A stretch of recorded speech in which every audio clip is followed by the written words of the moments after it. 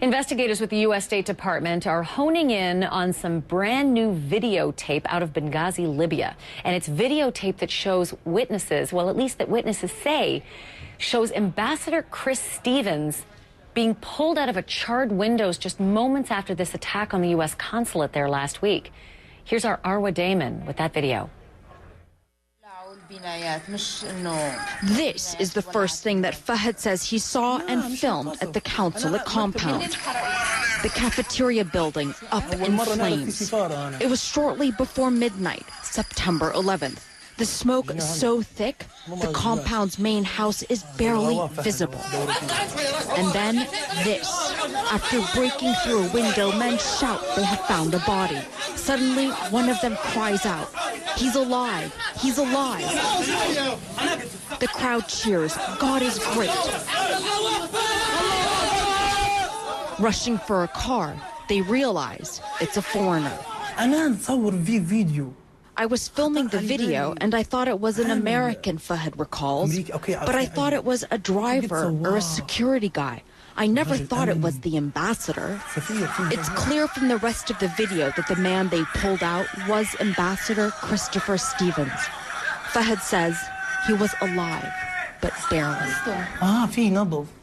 He had a pulse, and his eyes were moving, Fahad says. His mouth was black from all the smoke. 10 minutes later, rushed through the Benghazi streets in a civilian's car, the ambassador arrived at the hospital. But it was too late. Dr. Ziad Abu Zaid tells us he got a code blue call. Patient arrested, needs resuscitation. No pulse. No breathing. He too did not realize it was Stevens. The body was covered in soot, he says. I began resuscitation, but after 45 minutes, the patient gave no signs of life. The Libyan government has vowed to bring those who attacked the consulate to justice. But nearly a week later, there are still contradictory accounts of what happened.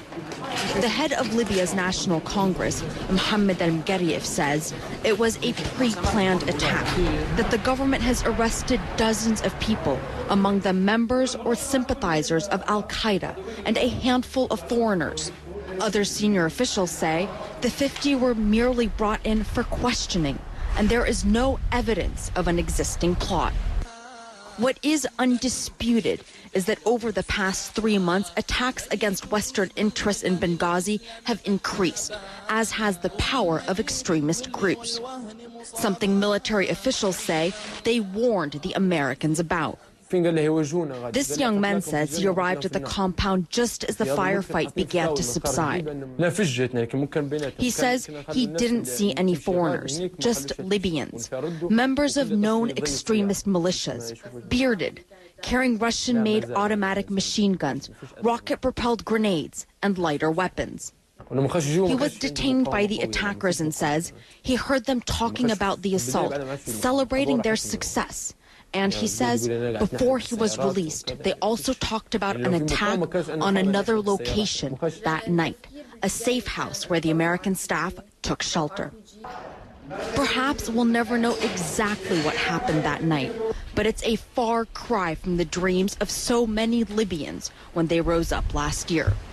Arwa Damon, CNN, Benghazi, Libya.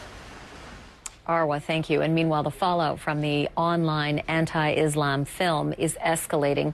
Al-Qaeda's affiliate in North Africa is now urging Muslims in that region to ramp up protests and to, quote, kill their American ambassadors and representatives. The group is also calling Ambassador Chris Stevens' death a, quote, gift.